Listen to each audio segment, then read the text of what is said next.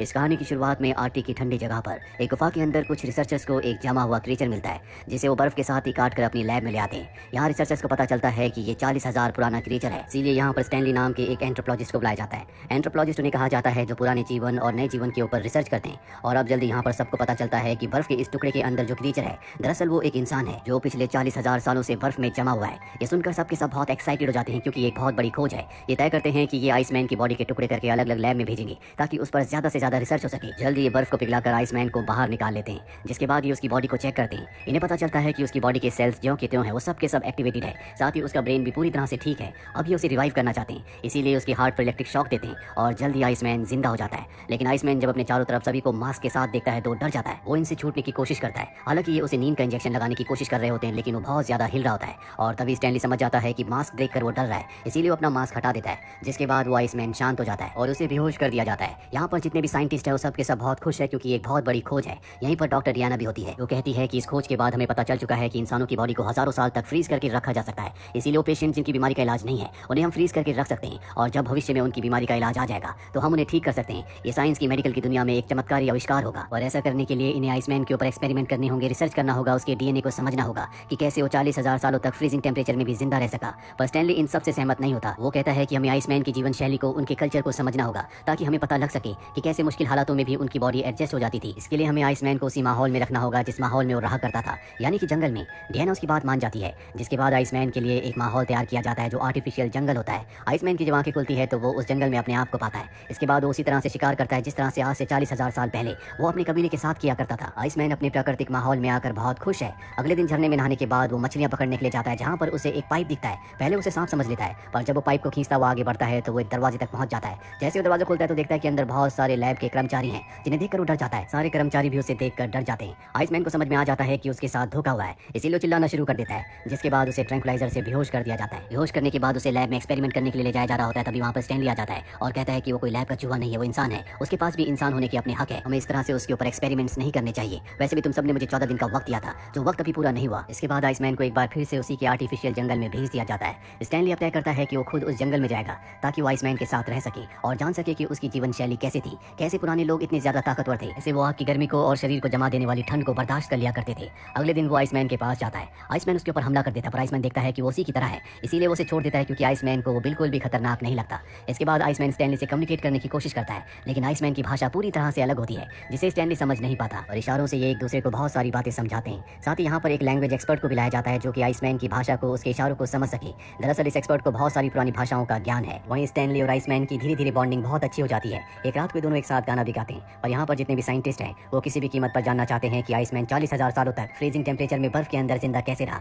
इसीलिए बेहोश करके वो उसे लैब के अंदर लाते हैं, जहाँ उसे एक चेंबर में डाला जाता है और चेंबर का टेम्परेचर धीरे धीरे कम किया जाता है। पर जैसे जैसे टेम्परेचर कम होता है, आइसमैन की हार्ट रेट भी कम होना शुरू हो जाती है, और एक पल ऐसा आता है जब उसकी हार्ट रेट ऑलमोस्ट रुक जाती है। पर इससे पहले कि उसकी मृत्यु होती, ये उस मशीन को ऑफ कर देते हैं। इस बार आइसमैन की जान जाते जाते बच जाती है। आइसमैन को उसी आर्टिफिशियल जंगल में छोड़ दिया जाता है, और जब उसके पास स्टैनली जाता है, आइसमैन कहता है कि तुम्हारे साथी मेरे ऊपर अत्याचार करते हैं, इससे तो अच्छा है कि तुम मुझे मार दो।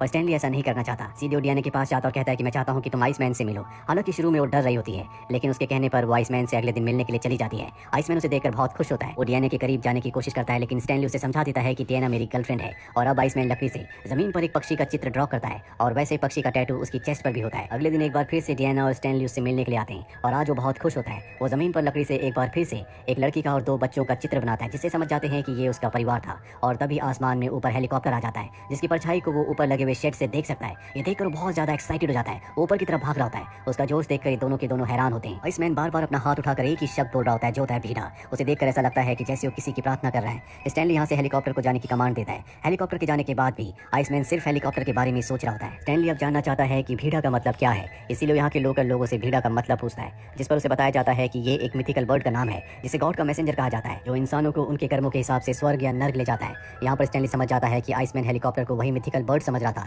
इसीलिए भीड़ा कहकर उसकी प्रार्थना कर रहा था। उसे ये भी समझ में आ जाता है कि अपने वक्त में, यानी कि आज से 40,000 साल पहले, आइसमैन बहुत ही स्पिरिचुअल रहा होगा, और जब आइस एज की शुरुआत हुई तो वहाँ के जानवर और लोग मरने लगे। जिसके बाद आइसमैन ने अपने आप को गॉड को ऑफर किया, ताकि उसके बदले गॉड उसके सभी लोगों को छोड़ दे, उसका ट्राइब बच जाए। इसीलिए गुफा में समाधि पर चला गया, जिसके बाद ठंड बढ़ने की वजह से वहीं पर जम गया और अगले 40,000 सालों तक बर्फ के अंदर जमा रहा, और आज भी वो जिंदा है। वही हमें आइसमैन को दिखाया जाता है, जो हेलीकॉप्टर वाले इंसिडेंट के बाद अब स्टैनली से बात करना भी बंद कर देता है। वो अपने शरीर पर किसी तरह के चिन्ह बनाता है। दरअसल वो एक बार फिर से समाधि में जाना चाहता है, क्योंकि उसे नहीं पता कि जब आखिरी बार वो समाधि में गया था, तो उसके बाद अब 40,000 साल बीत चुके हैं। हालांकि यहाँ पर हर कोई उसकी मदद करना चाहता है, लेकिन उसकी मदद कैसे की जाए किसी को कुछ नहीं पता। स्टैनली जब उससे मिलकर जाता है तो चुप कर देख लेता है कि स्टैनली यहाँ से बाहर कैसे निकलता है, और उसके बाहर निकलने के बाद वो भी इस जगह से बाहर आ जाता है जहाँ पर वो मॉडर्न इंस्ट्रूमेंट्स को देखकर पूरी तरह से डर जाता है। तभी उसके सामने एक वैज्ञानिक आता है। डर में वो उस वैज्ञानिक को जख्मी करके इस लैब से बाहर निकल जाता है, जहाँ वो चारों तरफ बर्फ देखता है। बर्फ देखकर बहुत खुश हो जाता है, और तभी उसे अपने सामने हेलीकॉप्टर दिखता है जो उस जगह पर लैंड करने वाला होता है। वो भागता हुआ हेलीकॉप्टर के पास जाता है, लेकिन हेलीकॉप्टर से उसका सर टकराता है, जिससे वहीं पर बेहोश हो जाता है। आइसमैन को एक बार फिर से पकड़ लिया जाता है, और अब जितने भी रिसर्चर्स होते हैं वो सब तय करते हैं कि वो आइसमैन के ऊपर एक्सपेरिमेंट्स करेंगे। आइसमैन की जिंदगी की उन्हें कोई परवाह नहीं है। हालांकि स्टैनली उन्हें ऐसा करने से मना करता है, लेकिन स्टैनली को इस प्रोजेक्ट से बाहर निकाल दिया जाता है, जिसके बाद वो तय करता है कि वो आइसमैन को यहाँ से किसी भी कीमत पर निकालेगा और उसके प्राकृतिक माहौल में उसे छोड़ देगा। वो आइसमैन को किसी तरह से सबकी नजरों से बचाकर यहाँ से बाहर निकाल लेता है। और अब रिसर्चर्स को पता चल चुका है कि स्टैनली यहाँ से आइसमैन को लेकर निकल चुका है, इसीलिए इन दोनों के पीछे हेलीकॉप्टर को भेजा जाता है। और जब एक बार फिर से आइसमैन को ऊपर आसमान में हेलीकॉप्टर दिखता है तो वो उसकी तरफ भागने लगता है। हालांकि स्टैनली उसे रोकने की कोशिश करता है, लेकिन तभी इन दोनों के बीच की बर्फ धंस जाती है। स्टैनली को अपने सामने कुछ भी नहीं दिखता। वहीं हम देखते हैं कि आइसमैन हेलीकॉप्टर तक पहुंच गया है। वो हेलीकॉप्टर को नीचे से पकड़ लेता है, जिसके बाद हेलीकॉप्टर को आसमान में ले जाया जाता है। हालांकि पायलट उसे ऊपर खींचना चाहता है,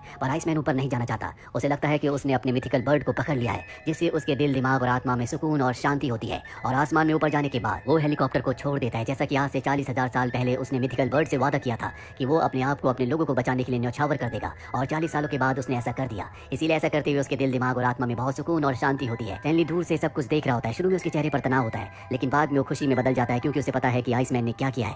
40,000 साल पहले जो उसने सफर शुरू किया था, आज वो खत्म हो गया। भले ही उसकी मृत्यु हो गई है, लेकिन आइसमैन ने अपनी मंजिल पा ली। उसने कर लिया जो करना चाहता था। और इसी के साथ ये फिल्म, ये कहानी यहीं पर खत्म हो जाती है। उम्मीद करते हैं कि ये कहानी आपको पसंद आई हो।